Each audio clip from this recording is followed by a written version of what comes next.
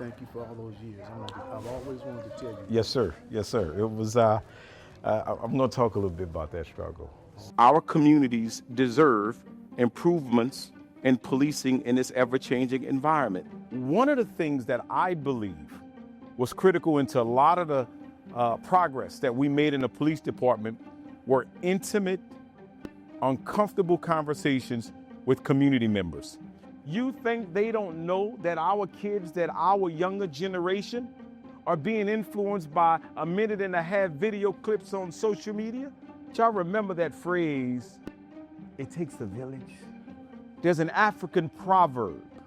When you greet someone, you don't say, how are you doing? Or you don't ask, how was your day?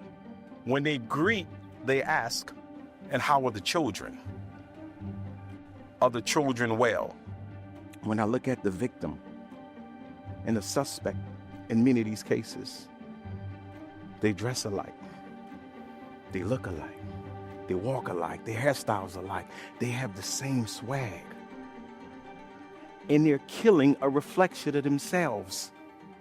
Community violence intervention works. The more that we can get the community involved, where law enforcement doesn't have to get involved, that I believe will be the greatest impact on reducing crime in America. You remember when double jeopardy was common, when you could be down the street doing something and your neighbors see you and they grab you by your head or slap you upside your head and discipline you and take you home and tell your mama, and your mama discipline you a second time? And if my uncles found out, they beat me a third time? That was common. We had more of a village when we treated addiction like a crime and not like a disease.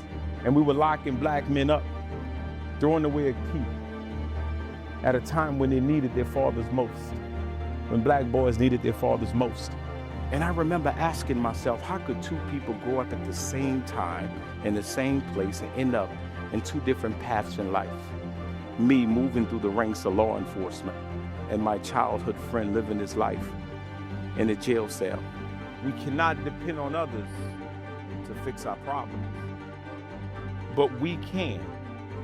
We have the capabilities to fix our own problems. So that one day, when we're in this community and someone asks us, and how are the children, that we can say, the children are well. Thank you.